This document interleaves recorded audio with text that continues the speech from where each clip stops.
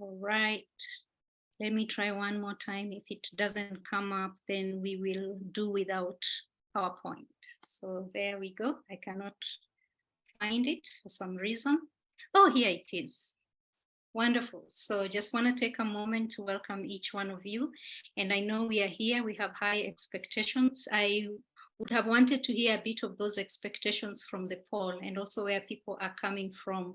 It would have been nice to just see to see the different spaces we are coming from. But even for the few that were able to put in the chat, thank you so much. It gives us a sense that this is a global conversation. So just few things to take care of, to turn off all distractions, because we want to really be here fully present. I have my pen and paper and notebook because I'm here to learn. This is a conversation that is as uncomfortable and as awkward for me as it is for many of us here. So we are happy to have an expert who makes this easy and breaks it down for us. So I also have my own pen and notebook, and I hope you have. If you don't have, maybe you can jot a few notes on the phone. Let's keep this interactive because I would really love to hear what's going on, how you're engaging, how you are taking in the insights that we're going to get here. So I'll be getting back to you back and forth to just check where you're at and how you are taking in the information. We'll have a question and answer session at the end. However, I'll encourage that you just ask the questions. If we are able to take a break and answer them as we go, we'll do that. But at the very end, we want to be able to split this into half in a way that we give you enough time for questions and to address, ask questions so that we can address them. Because this is more about you, really. We are here to give you the information, but I'm sure a lot more will be learned when you open up and you're able to ask questions. What's the plan for this evening? We have a few things in store. Number one, we want to unpack hypersexuality. I think just like any other buzzword, sometimes we don't know what these buzzwords are about, and we may be using it in a way that probably is not relevant. I don't know. Emily will tell us.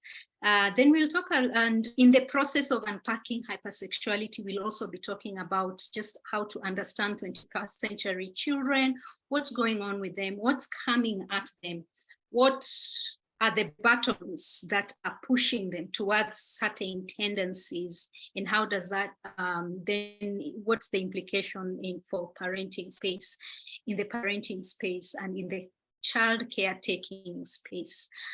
We will Emily will give us the 3 fundamentals of sexuality conversations, and then we'll talk, both of us will talk about the programs we have on offer. We are passionate about creating and developing programs for families, and we will tell you about what those programs are, and then we will invite you into a question and answer session. So I hope that is clear for us.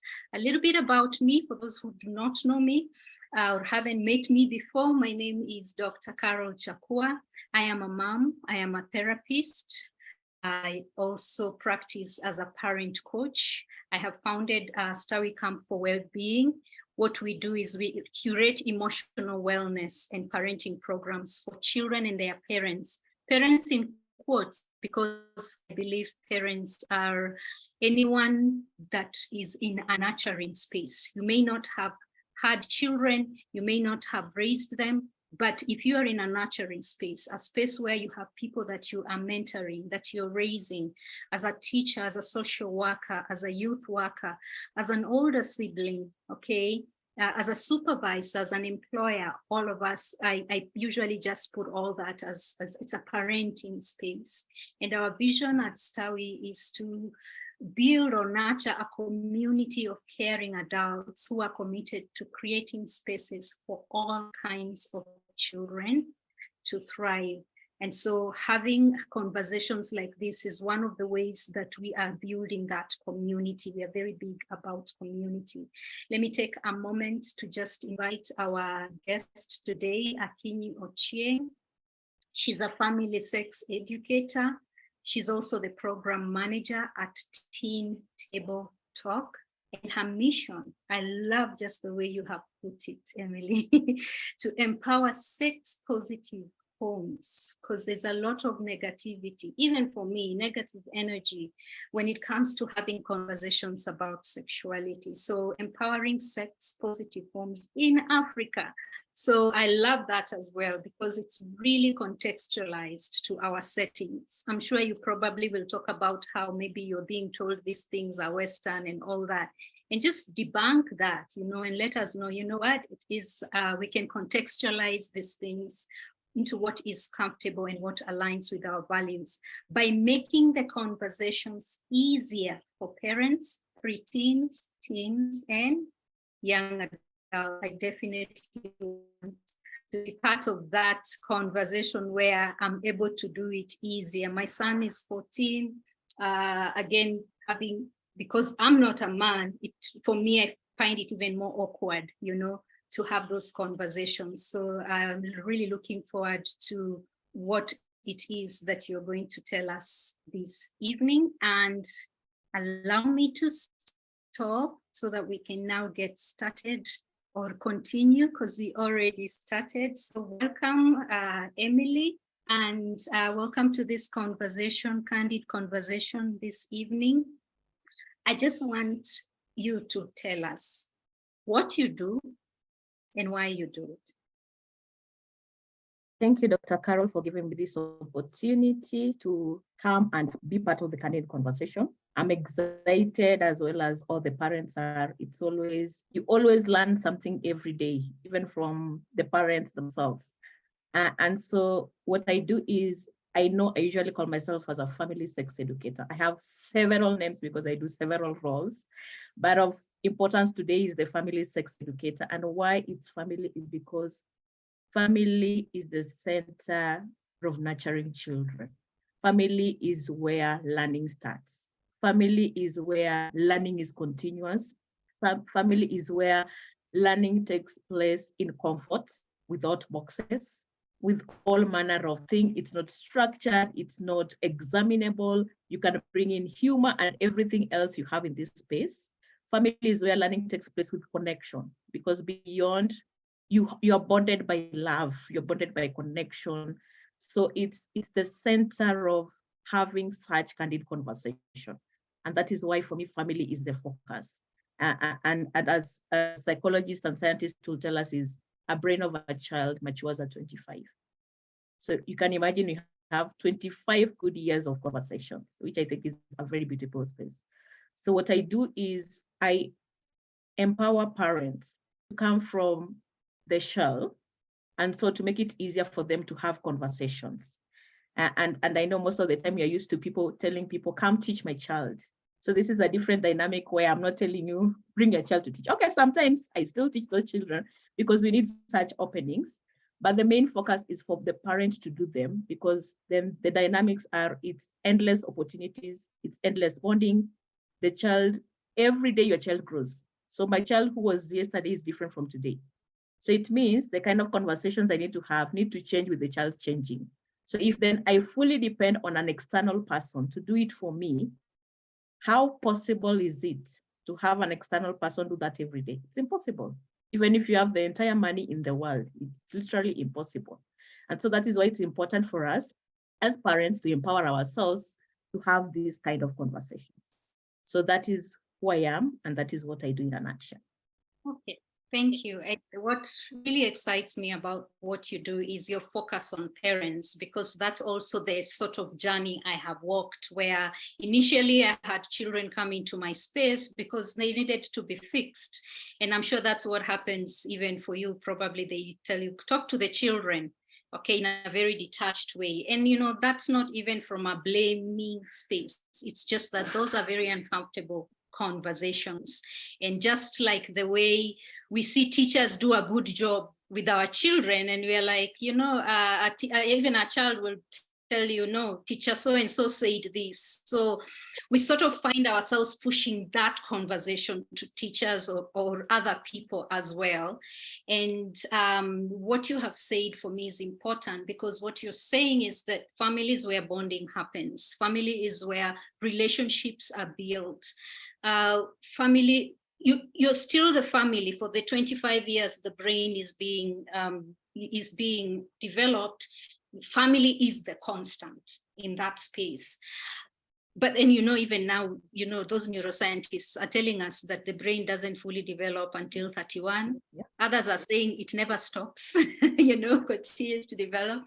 So again, for me, that's an exciting space, because that means that this learning can never stop. This learning can continue at different spaces. So that means that even you as a parent, if there is something new to be learned in this space, we can make space in the brain for those neurons, to be connected. So let's just go then to that space of hypersexualization. That word, that phrase really caught a lot of people, because also it's sort of like a buzzword that we use a lot. And I go back and forth when I talk about buzzwords, because as much as we say this is a buzzword, sometimes we say it from a place of dismissing it. But the reality is buzzwords exist for a reason as well. They exist because it's a topic that is close to many people. So we don't even want to look at it from a dismissive perspective, but we want to say it is a buzzword, yes, but we can find a deeper meaning about hypersexualization. So you tell us from your practice, from the work that you do, how does hypersexualization look like? Okay. So first, hypersexualization is defined in two ways. So there's medically, and there's from the societal and cultural space. So medically, it's a condition where somebody needs treatment. It's compulsive sexual behavior, so you need treatment. So we are not going to focus on that today. So we will go back to the societal aspect of hypersexualization. So I want us, those of us who in this room watching this, to imagine waking up in the morning, the first thing you see is sex. You're having breakfast, you're seeing sex. You're having lunch, you're seeing sex. You're having dinner, you're seeing sex. You come back to the evening, you want to sleep, you see sex.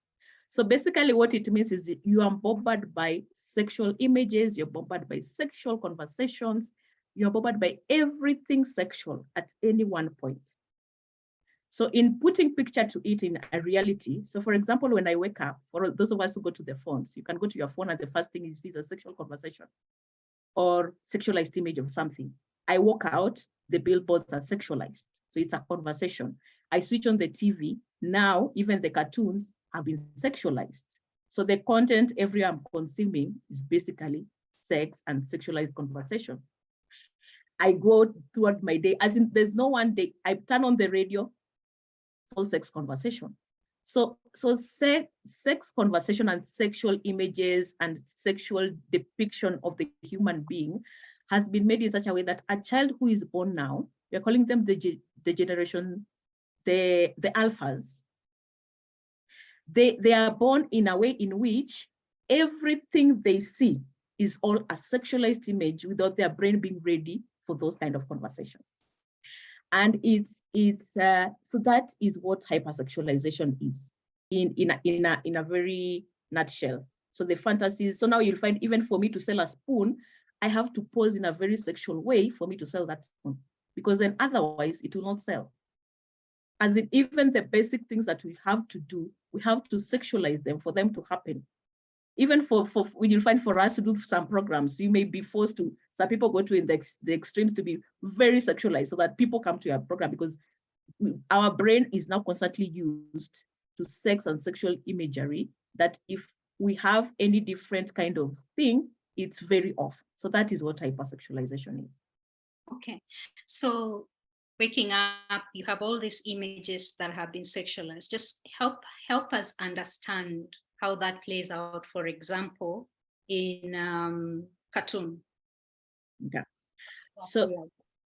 So for example, I'll tell you in cartoon is you'll find even the language. So the storyline, there's a storyline in which it's a cartoon for younger people. You'll find there's a sexual concept. Like I remember about very recently, so I was with my younger son who is 7.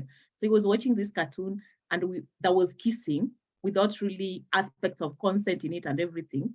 So at his age, he's already consuming things like kissing without understanding what consent is, and everything is thrown in between.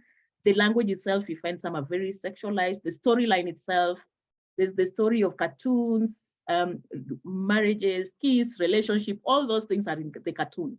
So basically, they are consuming sexual content. And now, if you have children where they listen to the radio. We know our radio shows in the morning, our breakfast is all sexual content. Unless you're that parent who've now then switched it to podcast or something. But it's still in those spaces, children literally are consuming sex everywhere. In most of the time, it's unintentional. And we are in a space where now it's very difficult, even for us as parents, to control the kind of sexual imagery for children to see. So they'll consume them anyway. Ideally, sexualized content should have been way much mature when somebody has processed and understood what this is not. But now it's not the case, because we are no longer in the age where there's no TV, there's no internet. We are in a space where we are in the world of technology, we're in the world of internet, we are in the global village, and we are surrounded by all this. So the impact then for it is your brain literally starts as I said, the consumption before it's ready to process what it means. So your way is skewed in some thinking. The way you view relationship is somehow skewed because what you see most of the time, even in those movies that we see, are where depiction of relationship, there's no consent, there's everything in between. Now we have increased sexual urges because then all we see is sexual conversation in it. So it definitely means a child now, I can't compare the sexual urges to when I was growing up, because they're already exposed, they're already seeing it. So naturally, the body's reaction will be increased. Engagement of sexual activities is because it's normalized in some context, the way it's represented. So then it's a normalized view for that child. So they may not really understand what's the big deal. What fuss are you making about this whole thing? Yeah. Okay. And then that means now they're getting exposed to this before any conversations have been had, before their brains are ready to even process that this is adult content. Is it now the same as in conversations, in music, in dancing, in the dresses? Is that also hypersexualization? Yes, that is like sexualization and objectification. All of it makes hypersexualization. So objectification is where you are made very sexualized. And then the sexualization aspects come in. So all of that contribute to the hypersexualization. So everything from the dressing, from the imagery, I've told you even spoons now have to sexualize for them to sell. Yes. So everything is basically sexualized, because then that is what our brain sees, and that is what our brain follows, and that is what our brain now understands more. Okay, all right. And I think it's important for us to also understand that the reason it's even more exaggerated is that our children don't have anywhere else to go these days apart from their gadgets. It's like we call them what? We call them digital citizens, eh? And we are the digital immigrants. I was talking to a group this weekend and I was telling them, you and I need a passport to get into the digital world or a visa to get into the digital world. But for them, it's here. And so if whatever it is that just comes in their face, a barrage of all this sexualized content, then it just becomes the norm for them. And unfortunately, it's not age appropriate. And unfortunately, again, there are no controls.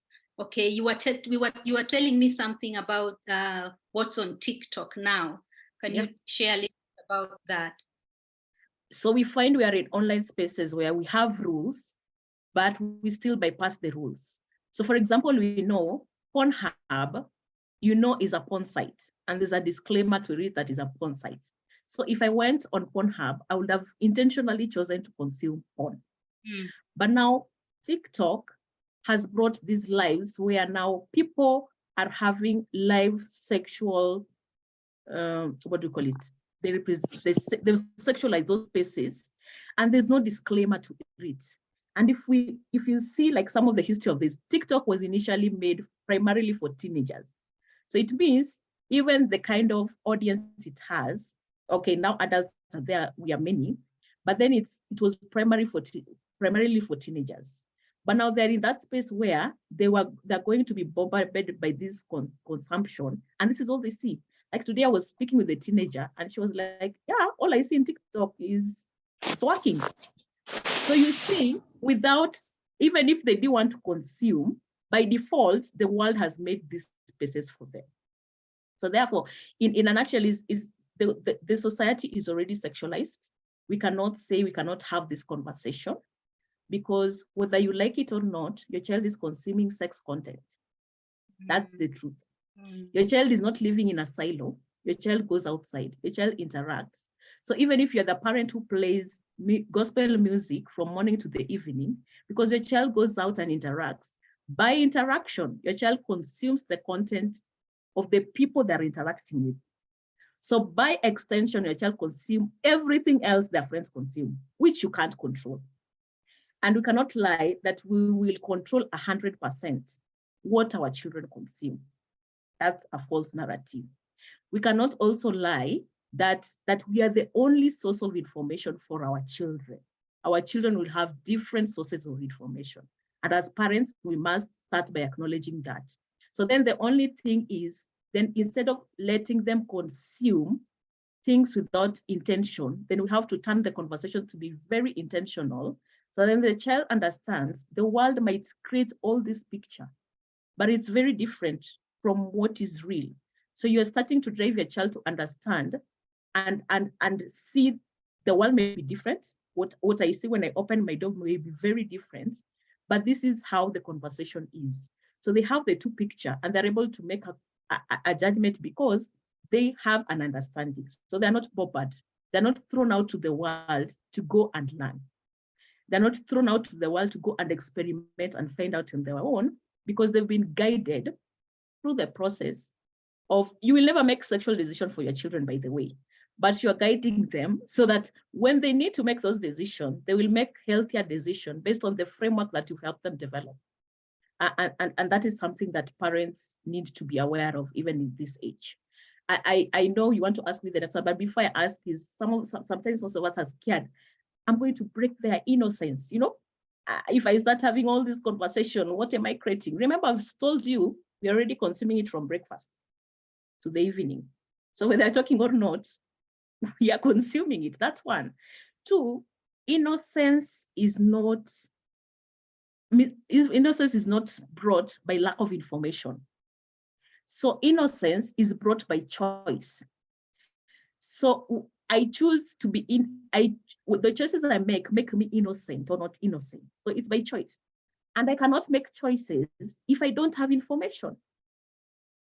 So it means if I want my child to be innocent and make the right choices, I need to give this child the right information. Yes.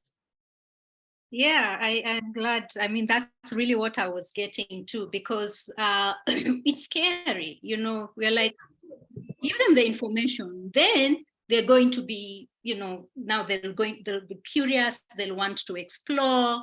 I guess it's not just information, but also the right kind of information. And that's what you do to help parents and support parents and equip parents to give also the right kind of information based on their values. But I know that's one of those pain points that parents have when it comes to sexuality conversations, that ignorance is bliss. You know, they come into that with that attitude. Tell us a few more of the other pain points that parents in your space have when it comes to sexuality conversations. Okay, so the other pain point is when we look at parents, and we are different generation here, even as we sit. So where we look at millennial and before millennials parents, where literally there was no conversation. And if you had it, it was really, well, you're going, which boyfriend? You'll get pregnant. You talk to a boy, you'll get pregnant. So it was kind of, it made us look at sex. Yes, as in you've already turned, you started menstruating. You talk to a boy, you'll get pregnant. That was the sex conversation most people had. Yeah. So you've come from a space of literally, and you could not even say the words like vulva, vagina. Those are bad words. How dare you say them? in front of people. How dare you say such words? So you come from a space where sex was made to be shame. It was covered. It's that thing that it only should be done in a blankets, people hidden somewhere. It's very, very shameful. That was the culture and the narrative in which was created about sex. So these are parents who've grown up really ashamed about sexual conversation. And the shame is because the conversation never happened. So I know most of us use words like awkwardness. I feel awkward. Oh, it's embarrassing. Or I don't know what my child will say. How will they see me? How will they react? Mom is having or dad is having this conversation. But that all stems to shame. So then what happens, because we experience so much shame and we don't know how to unlearn it, and we've never gone through the process of unlearning it, so we turn to what we call blame. So I call it shame blame, where I now think the responsibility of talking to children about sexuality should then not be my responsibility. Remember, I've come from a space where it was very awkward for me to speak. So then I need to transfer it to somebody else. So it's not my responsibility, because anyway, we were not supposed to have this conversation. So then I transfer the blame now to the school, which I believe should take the mandate of educating my child, right? Or I transfer it to my religious institution, which I think is the sole space which needs to nurture the morals and the values of my child. So then I shift the entire blame to somebody else because I don't want to have that conversation. So that is another pain point in which parents experience. And then you have another generation, of course, their parents never spoke, they were really struggling, but then they came into this place where there's tech has started coming. So because their parents were not speaking, as we never had tech, my child recently was laughing at me. What do you mean you never had an eye in your age? So you can imagine now this one, they had a little bit of tech. So their tech now, they could not see their parents, but they could go online and see things. But then there was still shame because what they were seeing, they were learning maybe from porn, from something else. That's what taught them what sex was. So it was still kind of shredded in some shame way. And then, so it's all that shame and blame. Then you also find parents now, because we never had, and because we've never been in spaces where people speak about it, you don't even know where the hell do I start having such conversation? How do I know if I'm going through the right track? How will I know if I'm going through the wrong track? Am I saying too much? Am I saying too little? Should I wait? Should I not wait? So you literally don't know how to go and navigate about this because you've never been in spaces where you learn. Because most of the time we teach what we've learned. So if I've not learned it, I can't teach it. Even basics teaching, if I've not learned it, I can't teach it. So the same applies to the parents. So they feel because they've never been prepared, they're really not ready. So some of us want other people to do it for us because we are really in that place where we are scared because we've never learned. We need then somebody else to do it for us. All right. And then so those are basically, and what happens is also because I've not learned, I feel I'm a dwarf. So then if as a dwarf and a giant, so my child is the giant because they have all these experiences and they're already in a sexualized society, their narrative is different because now they're very curious and they ask questions and they throw you off balance. But I feel like a dwarf, so how do I face this giant? Who is my child? So then it means the best person to face this giant is I get for them somebody else who I feel is a giant like them, who can then help them. So I take my responsibility back to another tutor. So some of those are some of the most common pain points that I see parents face for not having such conversations. But then as we talk about this conversation, because it's a space where we are equipping parents to have this conversation, I would like for parents to reflect this. Because now you are above 25, if you're in this space, majority are above 25. So for the entire period you've had, first is you've experienced sex and relationships in one way or the other, whether you are in union or you are outside union, you've experienced it. So there's an experience you've lived through. You've lived through experience of how the conversation was so off and how you'd already want it to be different. So there's a dream and vision you already seeing for yourself and your child that gives you a different perspective than your parent had, because probably your parents never had that dream and vision because of how they were cultured. So for you, you're already at a win and at a better place more than your parents, because you have that dream vision one, you already have that experience. You've already transitioned into two worlds where there was before the tech and with the tech. So you can see the differences in the world and you can really embrace those two. And so it's just about how then, as a parent, I find the balance between all these things. I unlearn my shame. I say sexuality conversations work is not a child's work. It's a parent's work, because it is for us to unlearn so that then we are able to have open conversations with our children. So the work is for the parents. And that is why when you come back to my mission is for the families, as the parents are my key, not for the children, because it's the parent to do plenty of work. By the way, these children, whatever you tell them, that's okay.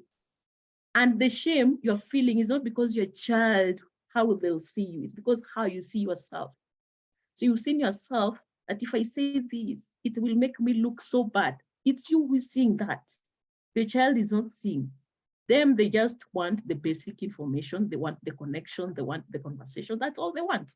But it's you who put yourself in a shell. So the work starts with you as a parent to break that shell. And it is work. And we are not going to come here and lie to you that you're going to walk out of this and do it one path. Oh, even some of us who had the conversation are still improving on our unlearning of the shame because we are cultured in a certain way. So it's like a process for you to unlearn. That's one. But it already is that I have also experience which I can turn into lessons. So then it's just how do I turn this, my experience that I have, into lessons. And then the other point is, most of the time as parents, we believe that I need to be a master to have a conversation. If I would ask a simple question and relate it to the kitchen, because we've all been to the kitchen. Have you ever stopped cooking because you are never a master? You practice, you burn the ugali, it burns, and then you learn, you pick, you learn, you continue. You learn, you continue. So that is the same process with this conversation, because you never had it, you never learned it. So it definitely means you're going to be learning and working with the child in the same space. You're going to stumble, you're going to acknowledge that I've stumbled and wake up and find space and continue. So you're going to learn and unlearn together with the child because you never experienced it. Two is, children don't really want masters. They just want conversations. And even me, who now is a sex educator, trust me, I don't have A to Z.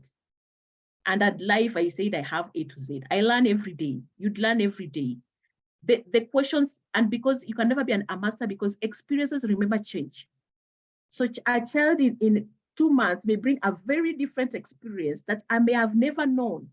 So I need to go back to my drawing board and learn about it. So I can never say that I'll master everything one time at a go. I have to acknowledge and give myself that compassion that, yes, it's a journey. I'm going to learn.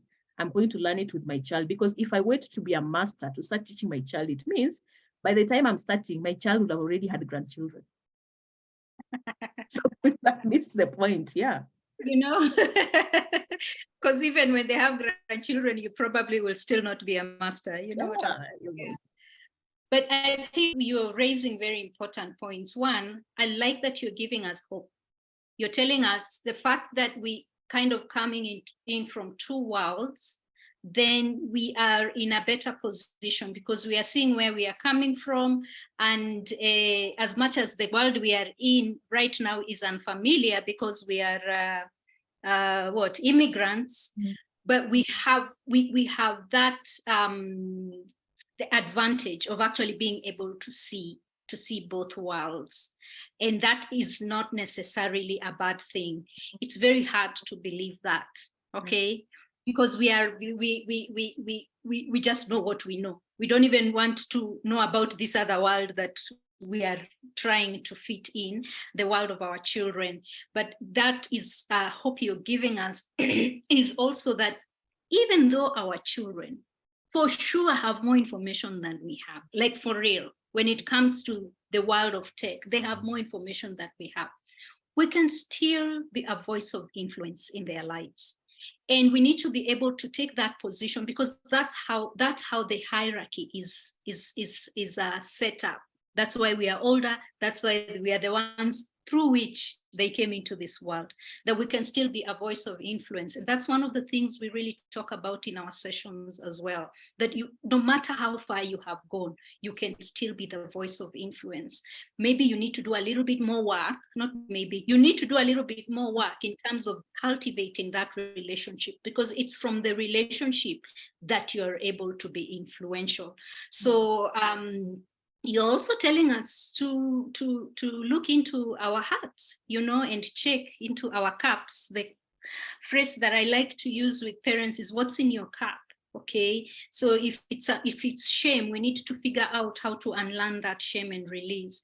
Many of us have shameful, painful experiences around, and a lot of uncertainties around the sex space. A lot of, and some are still grappling with the mistakes that they have made and probably still making. And when when that happens, it's that they don't find themselves in a position of authority to be influential. So what you're saying is, I can unlearn as I teach my child. Okay, I can, and the more I am unlearning, the more I'm able to take this child along this journey. And I know that we will get to actual specifics in terms of some of the tools and tips that you can give parents. But I would also just like to ask from the rest of us, what are you hearing? What are you resisting? What are you saying? Emily, that yes, but what are our yes, but? I want this to be a very interactive experience. What are you not hearing that you want to hear? You know, so please engage with us, interact. Let us know what's standing out for you, even as we're having this conversation. And for those who are feeling, oh my goodness, it's too late, I want you to again just take a deep breath in and out. What are you feeling? Are you feeling anxious right now? If it is anxiety you're feeling, write it down and release it, because we are not here to create a dark picture.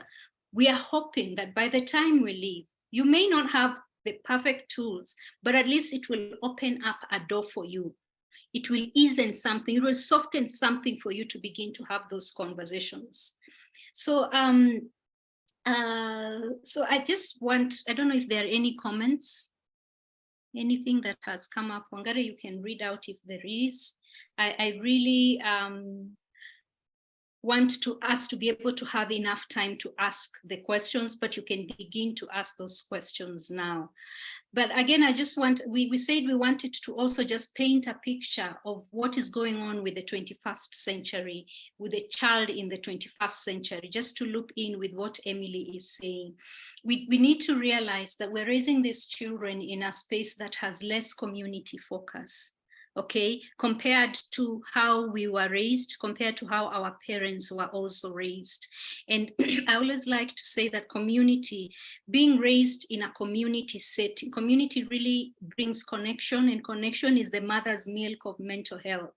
There's a high correlation between the hypersexualization and the deterioration of mental health as well. And one of the reasons is we do not have communities where these conversations can be had. And sometimes I talk about community and some people are uncomfortable with it. Why? Because they're saying it's in this community that we were hurt. It's in these communities that we were abused. Okay. But at the end of the day, there's always this space for community to come forth and be that source of support. And if there was pain before, we can still open up to spaces of healing, because if it's in relationships that we hurt, but it's also in relationships that we heal. Okay, and so having these conversations in spaces of community, it brings us together and gives us that space of connection. And because we don't have the community set up anymore, definitely that creates a gap. And you know that phrase where we say nature abhors vacuum. Okay, that vacuum has to be filled by something, and that's where the global village comes in, where we have 150 million teachers at the click of a button, and thus 150 million teachers are telling our children who they are, who should they be, who they should be, and those are different messages all around. Again, compared to when we were growing up, there might have been draconian methods of teaching us, but for sure spoke from the same page. And that brings a sense of security, just knowing that there's not too many scattered messages. So we need to understand that with our kids, they're already scattered, and a lot of the information that's coming is that hypersexualized content and that hypersexualized information. We also are raising our children in a lot of fear-laden spaces. We fear we will traumatize them. We fear they'll be kidnapped. We fear all these things. I'm building a case for us to be able to see that our children can very easily turn into these spaces of numbing themselves in hypersexualized content because of what is happening in our environment. We have a lot of negative news at our fingertips. You just click something, you just go to Google. I mean, right now, if Mandamano is happening, we will be told live what is happening as we go. As opposed to when we were raised and when we were growing up, we didn't have to experience negative news as a barrage coming at us. And what that does for us is that it causes us to always be pessimistic, to always be negative. So when children have all this negative information coming at them, and for us parents, we are not even we don't know what to do to filter it from reaching to them. The difference between children and us is that we are able to decide, I don't want to watch anymore. I don't want to get sucked into this anymore. But children, like we are saying, their brain is not yet built to be able to make that decision, because it takes a while for them to have that problem solving and decision making part of the brain. These gadgets are easily accessible to them. We are not raising our children in spaces that are nature.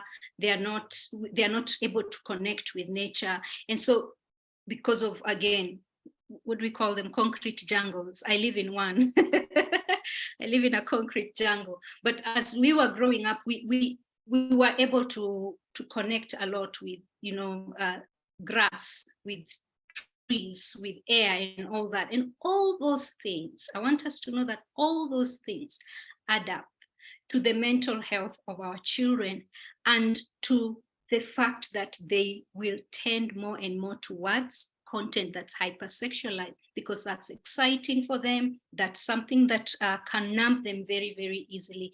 And I'm not building this case to scare us, because what I have realized is that we come at our children very easy. Why are you forever on your phone? Or why did you do this? We need to understand that it's because the environment they're living in, they don't have any other choice. And that's why even when we approach any conversation we approach with our children, it has to come from a place of knowledge, come from a place of information. So I'll just take it back to you again, Emily, now, and just ask, show us the way, Emily. Dr. Carol. Yes. Yeah. We have a few questions in the comment box. Do you want to take care of them later?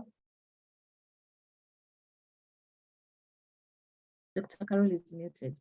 You're muted. Yes, let me just look at the time. All right, so we can do a little bit of the questions and then get back to you as you're preparing to give us the takeaways. So let's see. Wow, a lot of comments here. I didn't see the chat thing coming up. Let me see. A visa to gain entry to the award. Yes. Okay, let's see. Maureen, okay, I think some of these things I may not be able to know because they were said at that time. When he says innocence is about a choice, not ignorance. Okay, innocence is about a choice. Thank you. Those are profound nuggets that you're dropping for us. Candy says, when it comes to sexuality, holistic, accurate, honest information is what empowers children. Okay, thank you, Candy, and I'm sure you'll be able to speak into that. We must empower our children to make powerful choices. Okay, and that is not easy because it's sometimes we just want to drop the information and move on. But there is something to say about the empowerment. Okay, correct sex information prevents teenage pregnancies. That is from Lema, yeah, Dr. Lema. Candy, let's help them take back their sexuality from Hollywood. I think if we read this, then you'll be able to speak into them.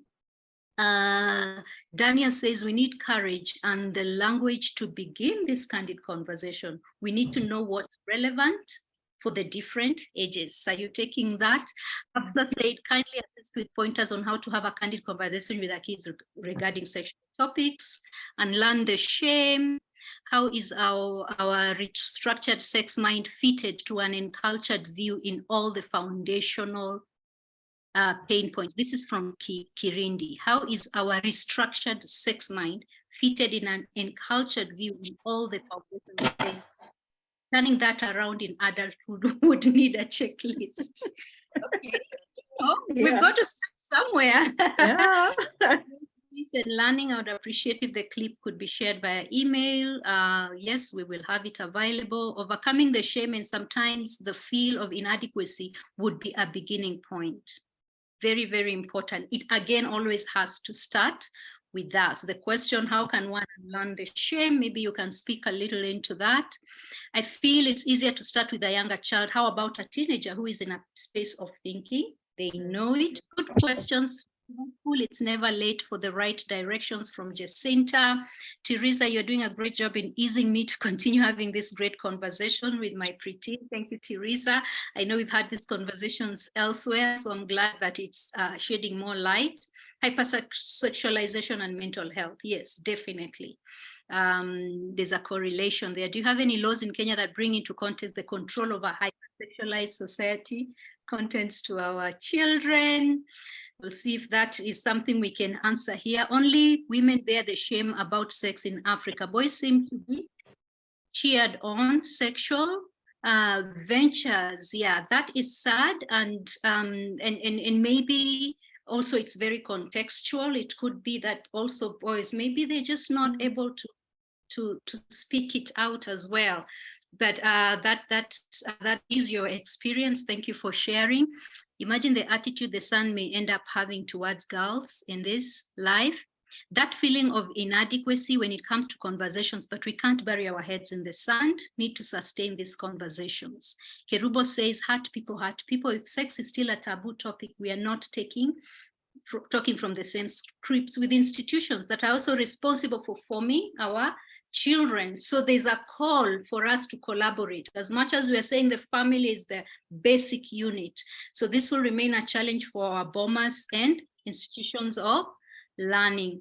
The part about delegating responsibility to have these conversations with our children to other parties, it takes courage. It does take courage. Let me finish this last two, even if something else comes, I'll not read, because I really want us to get into the tips that you have for us. Children should be directed with firmness and fairness on age-appropriate considerations. That's from Rosalia. And Maurice says the challenge is the parents, teachers, pastors, and the entire society that did not teach anything is the first to blame when the mistakes are done, making it so difficult for those who did the mistakes to overcome the shame and the heart. I think here we are also just giving our own views from our own experiences as well. So I want to stop. I know there's another one, but this looks interesting. In our traditional African societies, teaching was done by elders and they used proverbs, stories, etc. In our time, we have to endeavor to find appropriate ways to package messages to help guide the young generation. I agree that we have to work hard to connect with this generation. That's very important. Thank you all for your comments, for your interactions. Please keep them coming because they really add fuel to the conversation that we are having. But I want you to just now tell us, because there's a way, there's a format, there's a way that you communicate with parents. I love, and by the way, please follow Emily. She just has a way of just dropping nuggets in a very easy, gentle way. And I love just reading and seeing where it looks like it's coming from a place of depth, a place of having researched, having engaged with this content. So tell us, show us the way. Okay. So I'll quickly do an addition to you as understanding the generation of our children before I come back. Just a quick one is all the fact you said about they have tech, they have social media in their spaces. It's a global village for us. The other thing we must look at is in terms of parenting, they are now more, the parenting time is less, because in the previous like millennials, you'll find there was one parent who was constantly a constant figure. Or if that parent was not there, there was, as you say, a village, your grandmother, your friend's mother, or something. So you were raised by an entire village. So it means you had a parenting person throughout, which may not be the same for them. So for them, then it means most of the time, children are parenting themselves in this age, because then parents are doing maybe work or something that takes most of that time, because we are also living in spaces where we are now more independent. It's not a community. So it means in that, as you call it, the block, in their block, then they turn to either the person they look into is a caregiver they have, who most of the time is a nanny, who may not have similar, depending on how you choose your nanny also, or whatever caregiver you want to call them, sometimes you'll find parents, it may not be at the same level as you, because there are also different people who've been cultured into a different environment. And so that is one thing that you see as the child having. The other is now they turn to the parent now, who is now the tech. And because there are also children who are very tech adept, so it means as they ask you question, they can look for answers. As in they have the option of either not asking you the question and going directly and look into the answers. So as parents, we must remember that then we must intentionally try to create space where, even if they will go look for the answers, they will either come for us first, because they feel the openness, they feel the connection, they feel the honesty, they feel the space, gives them space to talk beyond the answers. Because that answers, they can just go to Google and find it, especially for teenagers. So you must remember the reason why they're not choosing that and they want to come to you is they want conversation beyond an answer. They want all that in beyond that particular answer. Two is, if they ask you, they feel you're not honest, because vibes are felt. They'll go back and check. So if they check, they see you lied. Another one, they come, they see you lied. What happens? They'll now not trust you any longer. So you stop being a source of information. You lose you lose credibility completely. The other is you have a parent where your child really wants you to learn from you, but because of course we've talked about all these factors that prevent us, so they're in limbo because you don't want to share. So you keep pushing that conversation, and because there's urgency from their end, then they will try to get that information from anywhere, but whether it's internet, their misinformed friends, everywhere. They will try to get it everywhere. So they do that 1, 2, 3, they lock the door. But the beauty is, as a parent had said, is the only late conversation is one that has never been had. So there's no late conversation. So even parents who have teenagers, who have young adults, who have never had conversation, you can still have conversation because it's never late. Sexuality never ends. We are sexual beings till the death we die. Till that day where we die, we are sexual beings. So we can continuously have conversations around sexuality. If whatever space, even now at 40, I can still learn things about my sexuality that I never learned. So don't be scared that you had never started. Give yourself compassion and come from the place of, I never started, but because I know the vision I want to, I can start. The same way, if you find you've never gone to the gym, you want to now start going to the gym, like me, I can still find that space. I say, okay, now I want to, it's a new thing I want to do, and you can still do it, right? And it comes from compassion. You have to be compassionate with yourself. You have to tell yourself and give yourself grace that I may never had it, but I want to have it differently. The grace also is here. We are not blaming our parents for not having the conversation. Because remember, they did what they did according to the cultural context in which they had. We are far much better informed than them. So we are not blaming our parents for not having those conversations, even though we know if they had had it, we would have had better chances. So it's also being compassionate as a parent and not blaming your parent. Coming from the space, they did their best with what they had, with the tools that they had. But that doesn't mean I need to repeat that which they did, because that was their best then. My best now is different because I'm better informed, I'm better equipped to have better conversations. So I can still change that narrative. So compassion there has to come, all right? We have to be very compassionate with ourselves in this process. Otherwise, we'll have a lot of guilt and blame and try to blame everyone. So it is giving ourselves grace, right? And then of course, the other thing is there's a lot of context in which people are asking me about the shame. I know I want to come back to my 3 basic because of time. This conversation may not end, but just an aspect of shame is like that you're really building, you're creating the environment first. Because yes. it's very easy for us to go shoot straight to there.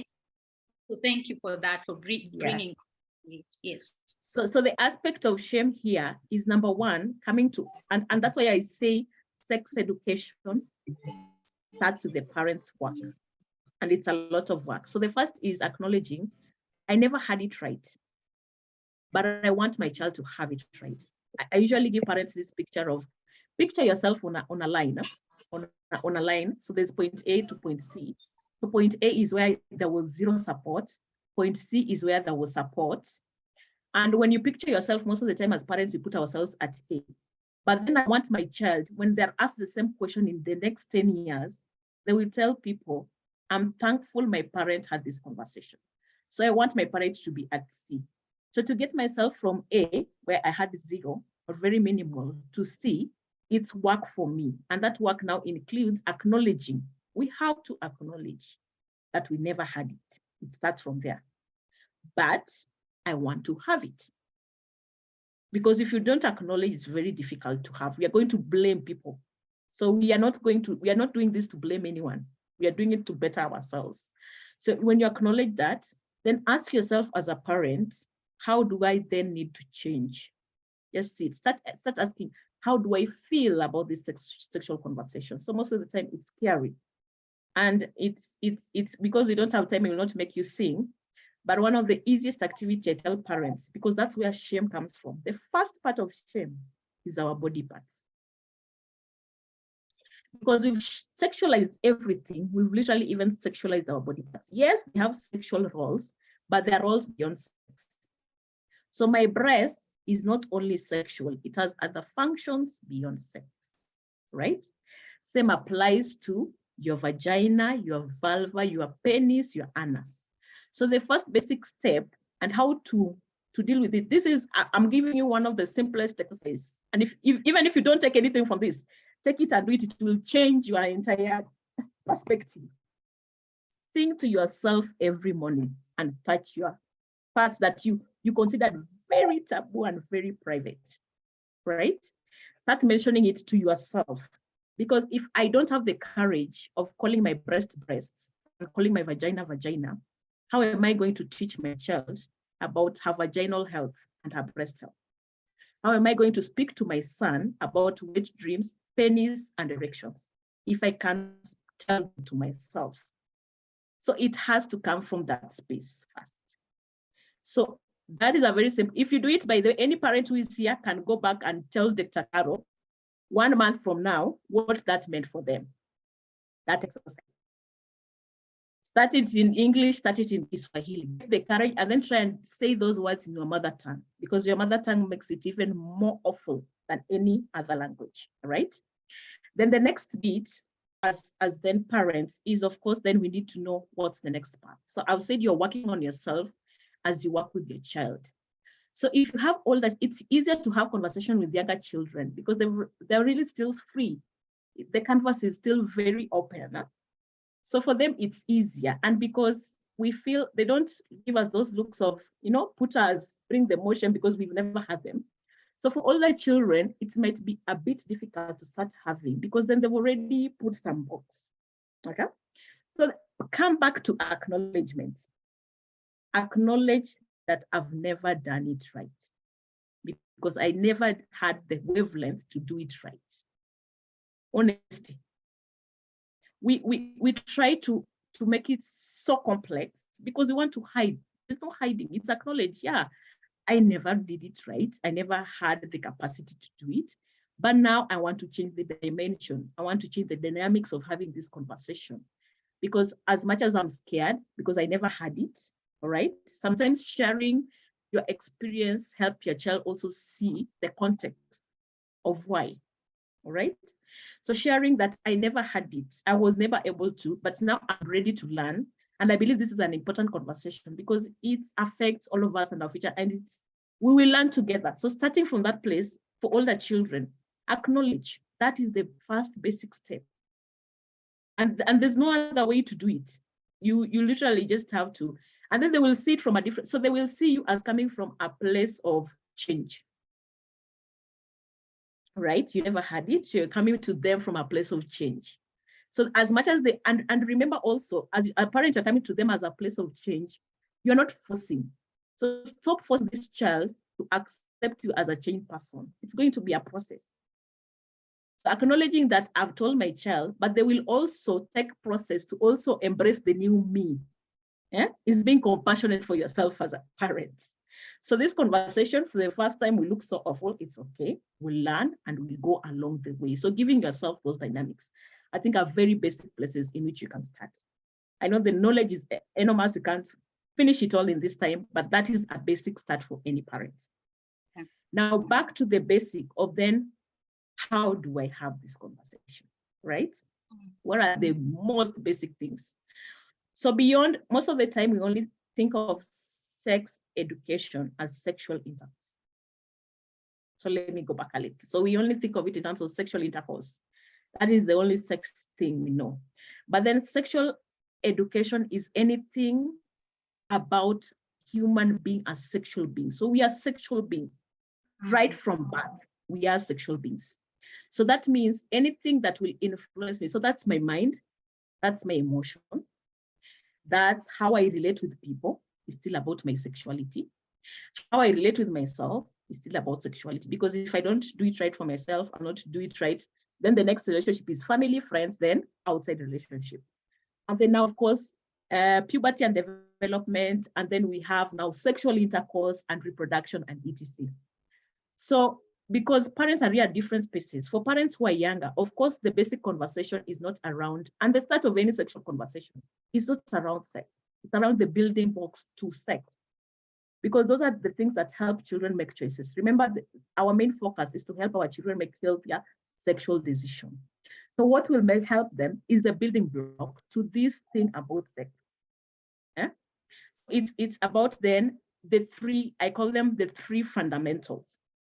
So the three fundamentals, regardless of your belief, regardless of your religion, are the same because they apply to human life. So one, that's love. Two, that's respect. And three, that's dignity. So any of your sexual conversation should be guided by the three principles, because all these principles then affect any other conversation. So it affects how I see myself, because love starts from self, respect starts from self, dignity starts from self. Then it goes to another party. So even as you're having this conversation, think about telling your child love, respect, dignity as they go. And it starts with themselves before it goes to other people. Then that is where we start the conversations around sexuality. So even when I'm having this conversation, the basic thing is ask myself, even if I'm sharing my experience, how am I teaching my children these three basic fundamentals from whatever thing I'm teaching, whether I'm teaching them, whether I'm sharing a bit about my dating. You don't have to tell them all the men you slept with or all the women you slept with. No, you don't have, you can pick pieces of experiences that you want to tell your children, depending on what you want them to learn from it. And so it's just asking them, then how am I transitioning these three aspects of that part of sexuality so that they see it as that part. Even as I talk about my awful puberty experience that I was never taught, if you just discovered puberty, maybe on the road to school, what did that show me about respect and dignity? How did people react to me? How would I want it to be? All right. So basing that conversations around that part is the basic part of us to start. And we remember we are in a generation where because the children are so online and in the global village, we are so tensed as parents to speak about things because we are like, what's right? What's moral? We throw these words all around. Morality, is it moral values? All these extreme things. But the basic thing that comes back is, you see, you're in a space where morality is good or bad, but good or bad to who? It's very subjective. But then when you go back to humankind, it doesn't matter what choices are, we still remain back to the three. And these three principles also influence a lot about our religion. So in fact, most of the time I tell parents, remove your religion from this conversation. Stick to these three. You can bring the religion, but when you stick to those three, you still have a very good grounding of talking about sexuality conversations. And then of course, the basic is rule, is facts, values. And remember values, we talked about the three fundamentals you can have you can twist them depending on the conversation, and then bring in context. So for example, if I want to speak about, I like giving this example of casual sex, which is also very, very so much on our social media space. So if a parent who is very religious will say, no, people don't have sex, well, you are lying. That is a lie. Your Bible tells you people should not, but you are lying because people have sex, people are having casual sex. So the first is state the fact. Yes, people are having casual sex because the child sees people who are pregnant. They've never been married. The child sees people relate. They are seeing. So don't lie. Start with the fact. The fact is, yes, people have casual sex. Go back to your value. What is your grounding value? So for example, for me, I'd say my grounding value is I believe sexual relationships should be based on mutual understanding and respect. And this cannot be built with one stand, all right? So that's why for me, then my choice and my rule is I don't engage in casual sex. So I've not started the conversation with my child from the point of a rule, because that is where most parents come to. They want to create truth. The children want to understand the logic behind those rules so that they can make the decisions on their own. You get it? Like they chose. So it's when you explain that, then they'll see, okay, this may be different. And even if they encounter it, they will still have a different stand because for them, it's very different. And it applies to all conversation. Even the murkier one, I know, maybe a parent will even ask about the LGBTQ issues. It's about the same thing. Have the conversations guided by all those principles, all right? Don't lie, state the fact, turn it into your value. Yes, this is why I believe in. And the reason why you are giving an aspect of your value, remember we are talking about sex and relationship. We are not creating human beings who are going to be bullies online, who are going to extremely hate people, all right? So we want also them to face sexuality conversation with love and respect. And the only reason they'll develop love and respect towards different conversation is if they see my perspective is different because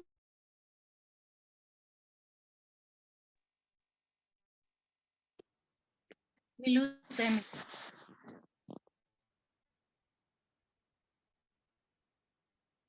They're even able to argue with their friends on their differences or their choice because they've understood the whole logic behind it. So I'd pass to Dr. Caro. I think I've really spread. You haven't. I think I want to bring it back to you again. Just this whole love, respect, and dignity. You know, the way you really explained the casual sex. Yeah? There's another context as well. Of conversation, so that we bring out these three themes in different contexts.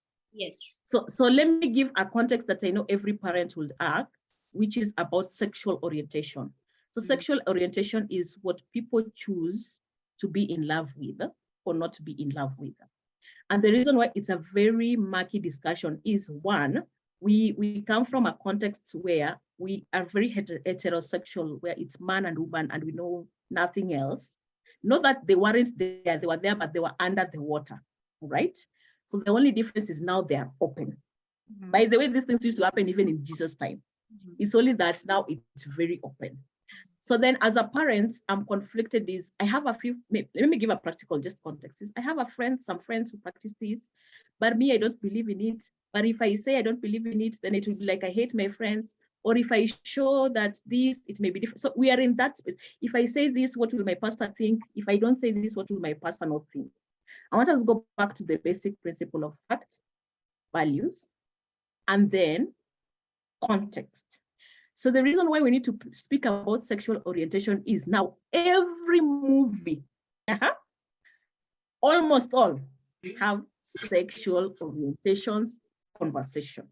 So whether you have it or not, your child is having it. So you better have it. Let's start from there. 2 is, when I talk about facts, fact is, are there people who fall in love with different genders? And please, when I come to this session, I will use the very basic conversation. And sexuality conversation is generally, as a sex educator, I'm going to come from a very neutral stand, but still give explanation to either way. So this is not saying that we hate or not hate one another. Remember, we are grounded on those, and it's not saying that I promote or not promote any conversation, right? I'm very neutral here. So one is, the fact is, are people having same-sex relationship? Yes, that's a fact. They're seeing, remember I've said they're seeing. So they go outside, they're going to see people, male touching hands, female kissing, they'll see. Yeah? They even see it in their schools. Whether you stand for it or not, depending on what your choices and values are, they will see it. That's 1. 2, you come back to values. So for example, what is your value and why do you believe in heterosexual relationship? And why, if you believe in LGBTQ, why do you have those 2 choices? And value here, remember, it's a deeper understanding into why. So for example, ask yourself, I believe man and woman is the right way. Why?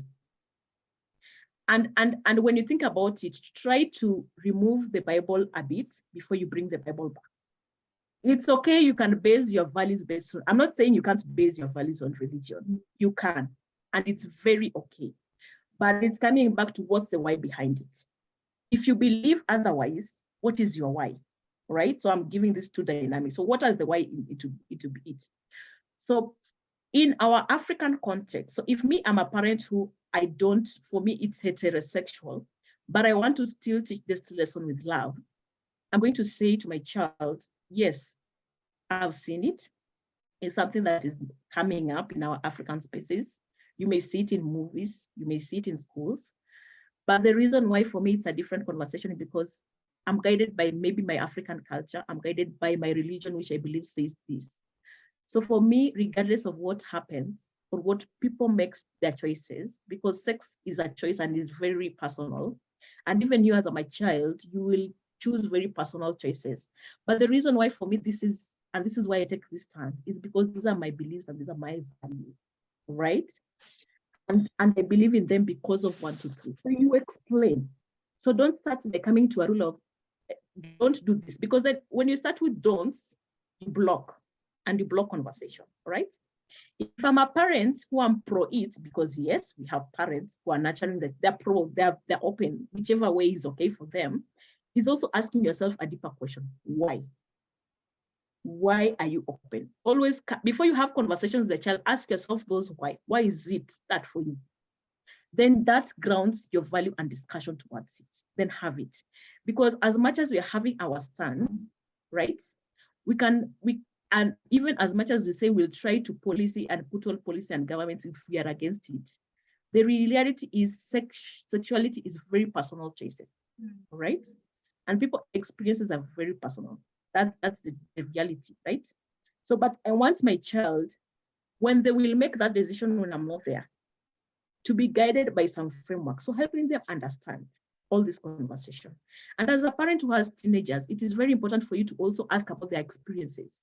So what, like this week I was having conversation with teenagers. What is it like in your school?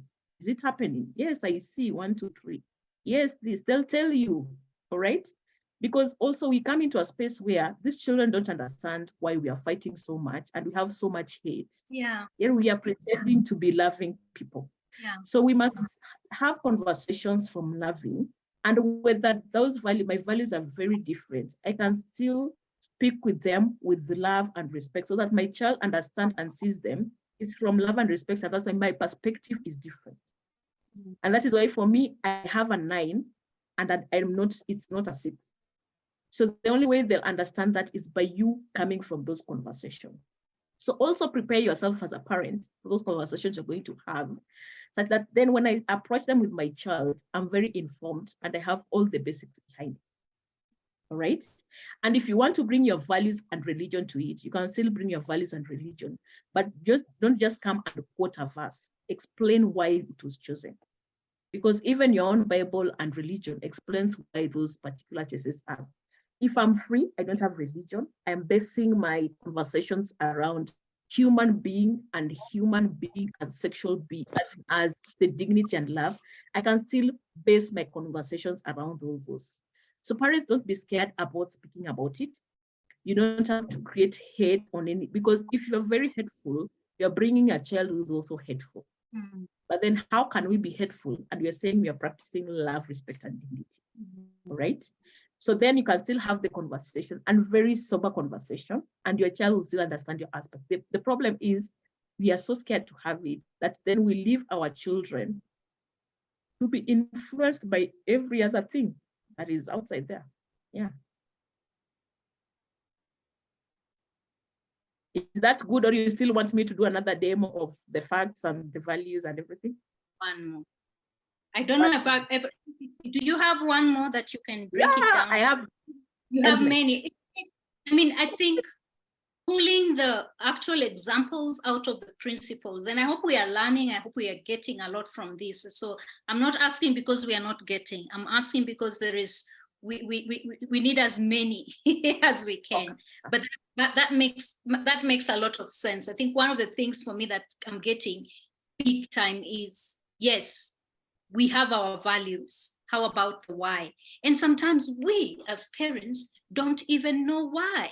And so being able to take time to explore our why is very important, so that, and this is what I even say parents, so that even if my why is not acceptable to my child, it is my why. And I will say, look, I will show up with confidence with that why. I will not be wishy-washy when they throw questions, very, very smart questions at us, you know. Yeah. But I think for us to walk that journey of the why in a way that we lead out of conviction. Maybe one more example, and then we can get into the. And even as you say, as a parent, the beauty about doing this for the child is you're creating a culture in which they ask themselves why before making choices. Yes. Yes. So you're literally training them to constantly ask themselves, why am I doing this? And refer back to themselves. So the other example, which is very common, most of us is as care for every parent, is teenage pregnancy. All right, so I can use this as an example. So you'll find then what parents do is we tell our children the rule, which is don't get pregnant. I usually start by saying I hate that rule because it is a rule. Don't get pregnant is a rule. You know why? Because number one, you made an assumption that first, the only sexual form your child would have is a vaginal penis intercourse. Which is not true, because we have statistics of children having anal sex, children having oral sex, very high, right? So it's coming from that assumption, one. Two, when you say that, then your child will go through every length not to get pregnant, because that is the product you don't want. So you've not emphasized about why you are saying that.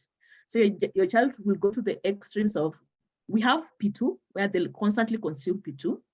If you know the impact of P2, you know the impact it does in the future.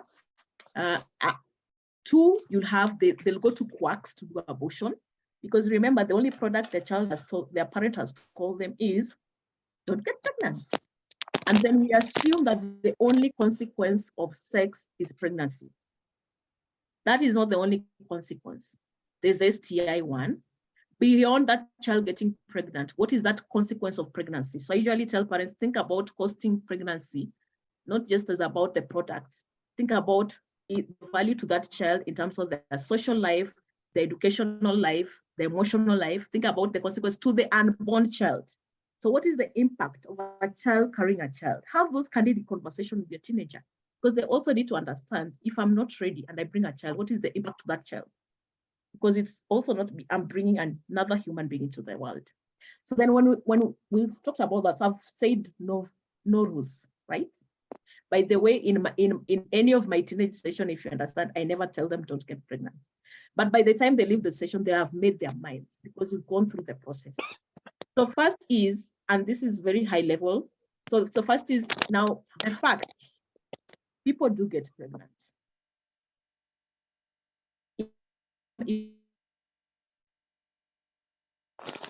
I will not say, no, people don't, no, you know, and you may be lying, and your child, you born them in teenage, you may be, as in, I'm not accusing, but you may be saying that, but you are a teenage parent, or you even have teenage parents within your space. So start with the fact. Yes, people do. But for me is, then you come back to the value of why teenage pregnancy for you is very crucial and it makes sense. So the value, as I said, is you can look at it in terms of when you get pregnant now, you may not have, all right? So you may not have the capacity as a parent to parent your child. There's someone who is distracting us.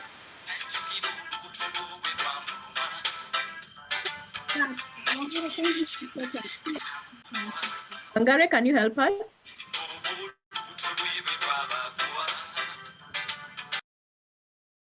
All right.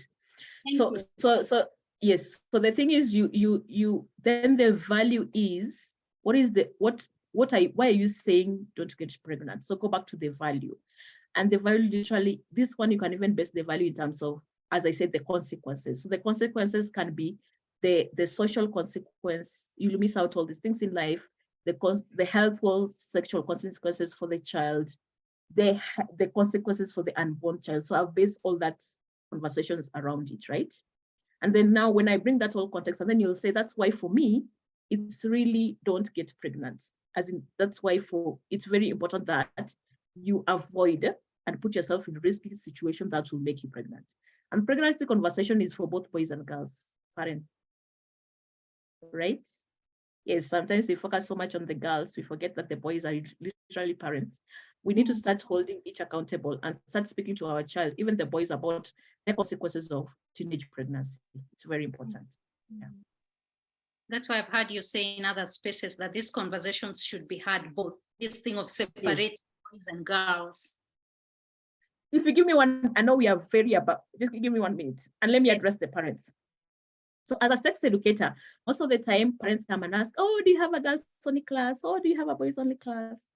And I'm like, okay, so you have put me in a box of putting an only gender class, but then the reality is your child will not be one gender in life. So they are going to be different gender. They're going to have, if and when they choose to, and we are hoping, the reason why we also have sex conversation is so that we can delay their sexual debut, right? So for them to make these choices, they're going to interact with both genders, all right? So the beauty of having a mixed class is that in class, they are learning about both, and we are killing the shame of making it awkward. So it's very open. A child starts seeing this conversation and very open, even as they develop very critical skills around sexuality. They see it's an okay conversations. They see how they can, and the dynamics of having both for them. They see the shared experience of boys and them. They hear the perspective of both genders. So it will not only be my one gender. And just to tell parents is, the reason why sometimes we focus so much on that is because we are looking into mentorship of femininity versus masculinity. Sex education is not feminine or masculine, right? Sex education is just that, it's sex education. You can get a mentor to mentor your child into masculinity and femininity, but let's embrace gender, all gender inclusive sex education. It has better impact than isolated conversation, because then even my son understands what menstruation is, what girls go through when they go through puberty.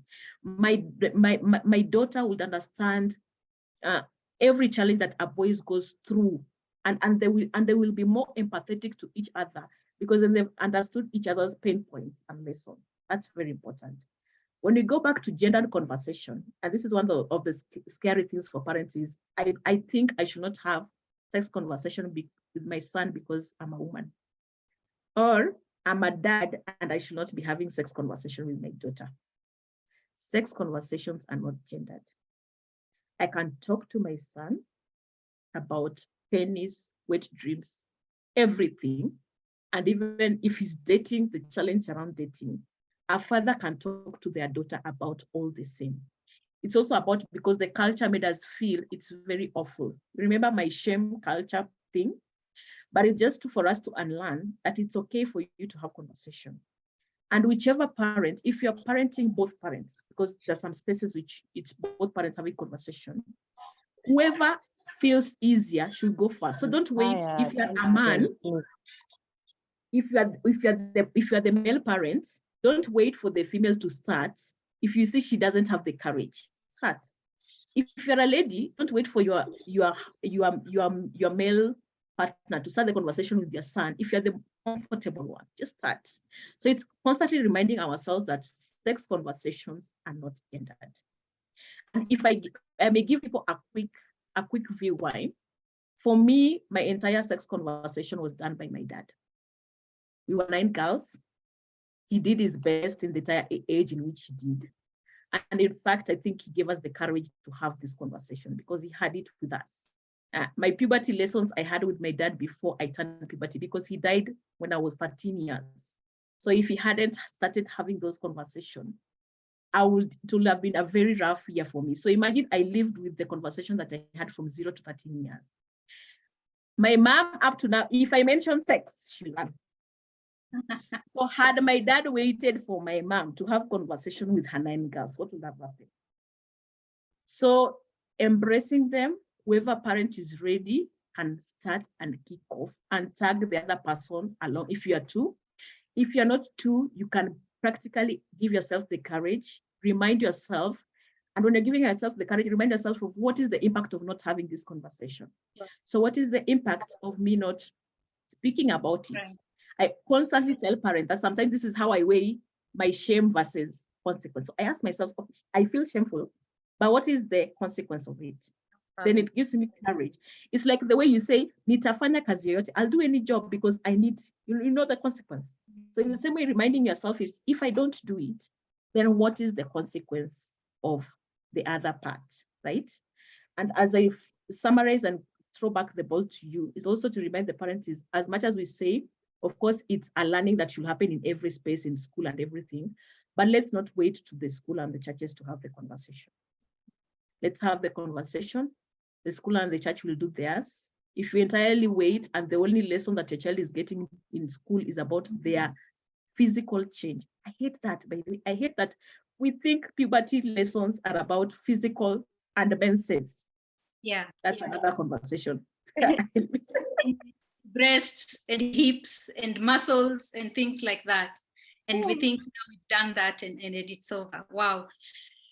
Thank you. Yeah, that's what we were told. There's so many comments there, and I know that we barely scratched the surface. But one of the things I also know is that you do this with institutions, you do this with parents. So before I even get into that space of checking what the questions are and everything, let me just share about a slide on what it is you do, and then you can just unpack a little bit for us what this means. For what it is that you, yes. So taking this quickly, so that we don't eat time for the question and answer, is what I do is basically I center my conversation around parents. So even in schools, institution, you'll realize even when you follow my spaces, there's a lot of parent conversation. So I help parents to just make the conversation easier. I either do it through institutions or I have my own session that I run. I call it the modern parental sex ed class, where I take parents through the entire process of all the nitty-gritties, how to have the conversation, how to answer the tricky questions, how even to buy yourself time so that you may build. So the whole process, we talk about it. And it's basically online. The other thing, because as much as we are training ourselves to have, even myself, sometimes I take my child to other educators just to give them a different perspective, to open. Maybe I've never had, so I'm also scared one conversation or the other. So I call them door openers. So don't consider this as when you've taken a child to an educator, whether it's me or any other person, and say, my child has had sex education. I hear parents say that a lot, and I want to pinch them. Like, my child has had, and you've taken them for a 3-day session, and their sexual life is an entire life. I'm like, I need to pinch someone. But anyway, the thing is that it's door openers for parents who have preteens or parents who have teens. And then, of course, the last one is high school and young adults. Most of the time, parents will say, oh, my child is now 18, they cannot have conversations.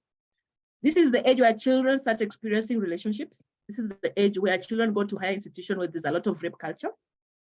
We need to have these dialogues. We need to have an inclusive dialogue. So basically, in a nutshell, that is what I provide. And of course, I do tailored workshops. Yes. And it's good to know that you also have tailored workshops, and this is how we can reach you. So if someone would like to take a screenshot of that, you just take a screenshot and you'll be able to reach Emily. So before I get back into the questions, I also just would like to let you know that we do have 2 upcoming programs at Stawi. We have Stawi Champions, which is a parenting program, 12 sessions online, which is coming up in the month of May. Again, just supporting. Actually, this session is part of the 12 sessions for the parents who are just finishing, just also to open it up to other people. Then we also have camps that we have for children. The upcoming camp that we have is May 6th from 8 to 4:30 p.m. Wangare, go ahead and share the details of how to reach us in the link for them to be able to get this. So I want to remove this because I really want us to take more time. But just before we get there, remember, we also have the parenting class that is coming up. It's 12 sessions online. And if you register by Monday, May 1st, by 11:59 p.m., you get a 20% off. So I tell parents that I punish them for coming alone. So if you come alone, you pay 20,000. But if you come with another adult, whether it's your spouse or someone else, then you only pay 5,000 more.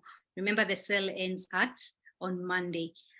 So let's go back to the questions, because I just feel like there is so much else that needs to be talked about. And we will also be sharing this information with you in the future. So let's see. There is so much. I don't even know where to start. Christine says, how do we talk to our girls about the way they dress, yet they are already young adults? I want to quickly say that maybe, and you will correct me, because I want you to take a couple of questions, that it goes back to this conversation on love, respect, and dignity. Okay, and it also goes to that, what are your values and why? And then now you can begin to have that conversation from a place of relationship. I think top on the chart is attentive presence. That also will be answering some of these things. On the part of the parents, the world is so harassing that parents have no time at home and away, so much so that there is estrangement even with simple things. We can start by deliberately choosing to close out the world and being attentive to my child every day. Then we can connect and have points of training and teaching, including sex. Absolutely. That conscious connection is very important. And we can create those moments within our spaces, the spaces that we are in, without having to overthink.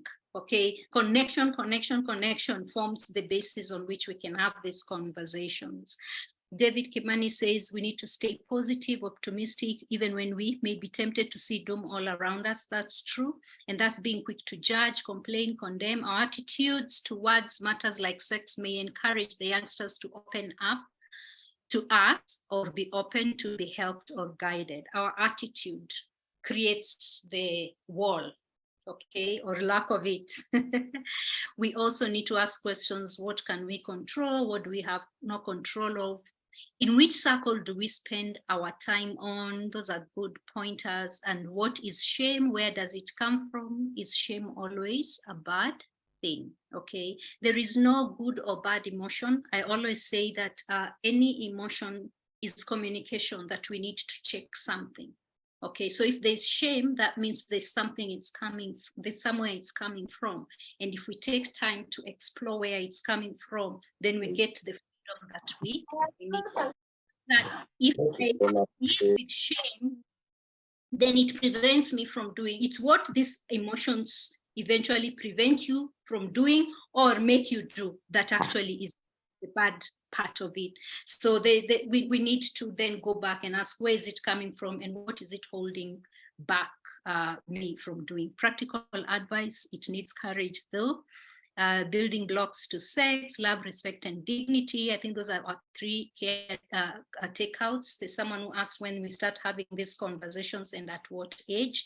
And I see quite a number of replies here. I appreciate Candy for giving your takes here. We start about sexuality and not about sex, just the same things that Emily is talking about genitalia and all that.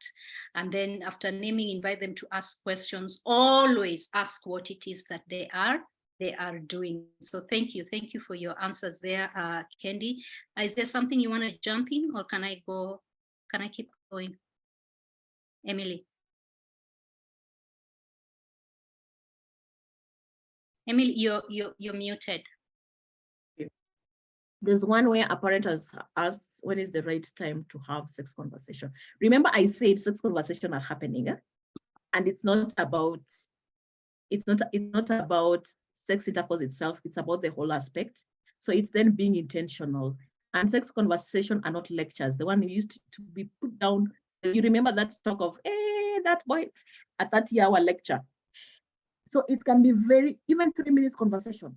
Like you watch a movie with your child, you see kissing, you talk about kissing and consent, like 5 minutes, that's a sex conversation. You walk with the child outside, you see a pregnant woman, you talk about pregnancy, that's sex conversation. So it's bringing ourselves out of the cocoon of, it has to be a sit-down lecture. No. So that means it can happen anytime. At any time. Anyway, in fact, I tell the scared parents, the best place to have sex conversation is in your car, because you're still gathering courage to face your child. So you're like driving and having the conversation. It's a beautiful place to start, although also sometimes you also need face-to-face conversation so that they see you, but it's really a beautiful space to have those conversations. So the age is then, and then the other question about age is parents most of the time ask is, what should I tell my 8-year-old? What should I tell my 9-year-old? Let me correct this, because it's a myth that you need to go by those ages. Your child age 1, in terms of conversation, depends on their developmental age. So I may have a child who is 11 years old, but because they have developmental issues, they may be like, their brain may be like that of a 7-year-old, right? I may have a child because they've been cultured. So like now my 7-year-old, who has a brother who is 11 years old, is already 11 years old by the environment. So he's not 7, he's 11. So therefore means, because his friends are the friends of his brother. So therefore means that when I'm having conversations with him, then I need to have conversations like an 11-year-old, because the environment has cultured him that way. So the age in which you have the conversation is a parent see and decide. So whatever you usually give us are guidelines, but go with your child, and every child is different, right?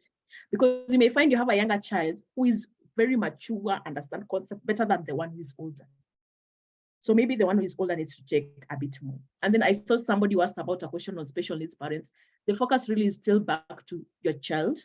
It's to take your child through grace. So it's about small repetitive lessons. It's teaching them more about love and themselves, because special needs children, the focus really needs to do a lot with themselves, because when you build self, it becomes easier. So a lot of focus around that just to help. I think those are the key things I've seen from the chats. And I would love to, I mean, I'm seeing already 44 new messages and I still have so many that I need to read. So pardon me if I don't get to your question, and if I don't and you really feel it's important, please type it again. I just want us to flip through. There's someone who says, what about context? I have understood facts and values, but I need an example on context. Okay, so an example of context, when we go back to my examples of, let me take like pregnancy. So the context here is that the context in which you're speaking to the child is, we're having this discussion because there's a lot of teenage pregnancy is currently on the rise. Have your friends experienced this? Is there any person in your school who's experienced this?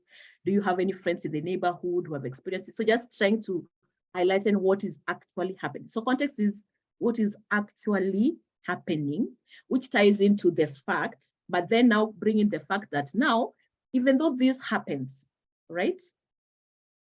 Teenagers are having sex all over, this happens. Then now go back to yourself and the conversations around you now. So that is the basic thing about context, is giving them the reason why you're having this conversation. So why is it a big deal? Why are we now talking a lot about sexual orientation? It's because previously people used to have their own sexual orientation, never mattered because people had their own bedroom affairs. Nobody bothered about people's bedrooms affairs. But now bedrooms affairs are all over. Yeah. So then the context is because it's happening, you're going to witness it, you're going to live it in school, you're going to see some do this, you're going to see some do this. Then that is why we are going to have this conversation. So that brings up the context around it. So any conversation, even when you see conversations around STIs, and I've seen somebody, Daniel Masharia, has raised a very good point. But sometimes those, we call them teachable moments. Teachable moments are endless. I told you, sex conversation, please. And by the way, any sex conversation above 10 minutes is too much. Make them mini bites. And the reason why mini bites is make an intention of every discussion is one lesson. One. So it's memorable. So if I start talking about, my child will lose the train of thought.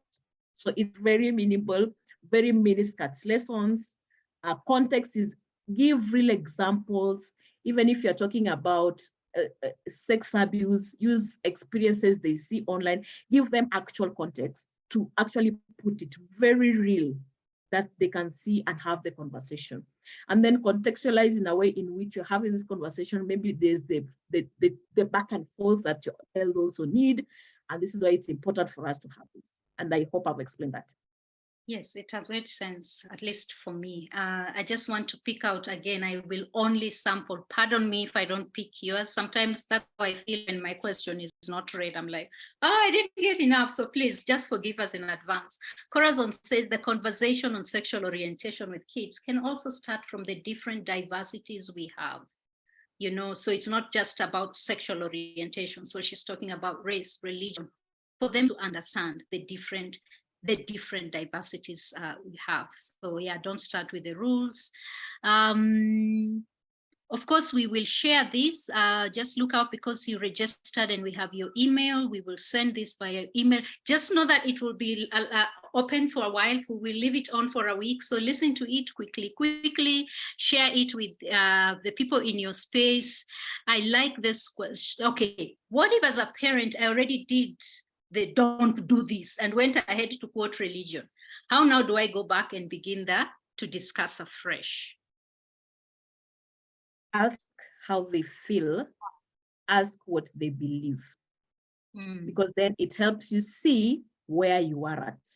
So because most of this now is that for younger children, I say it's easier to teach and bring new things. But then for the teenagers, is really try to bring out about what do you believe in, what do you think, what is happening around you. So tie in and bring in their experiences so that then you can then say, you know, maybe we talked about this and we don't, and you can even make a fun about yourself and laugh and then bring the context. I mean, that's why I say the home is a beautiful place to learn. I don't have to be rigid. I can bring in anything. So I may laugh about how I did it the first time. Right. It sounded so awful. And they will even tell you, oh, mom, oh, dad, as they will tell you those things. So it's still, you can still bring it, you can still bring in everything. The home is a beautiful place to learn, yeah. it's still okay to say, now I have more information. Now I have information. I didn't know more. I didn't know what I have. So, so I think it's okay to go back to that space and say that. Wangari, you may need to help me because I am seeing like there is so much. If there are any that you think needs to stand out, so I'm trying to read and more comments are coming up. But I like again this question by David Kemani. Do we have faith that our children can make the right decisions by guiding them without twisting them or telling them what to think? That can be a very uncomfortable question, because the reality is, because we are coming from the belief system of things have to be done with drama and fujo and then just having a natural becomes very uncomfortable. So that's a good question. All right, it's already 9:30, but I just want to see if there's anything else. Sex conversations are not gendered. Yeah, there are many things we were told. Consequences of lack of the conversation. I just want to, the right sex education. I've seen most of them are comments. I'm not seeing any question that you might have missed. The other questions were about the recording and you've already answered. Okay. And how do we enroll for the sessions? I have shared the contacts for Emily and Dr. Carol. Okay, thank you very much. One person says, be truthful, be truthful, be truthful.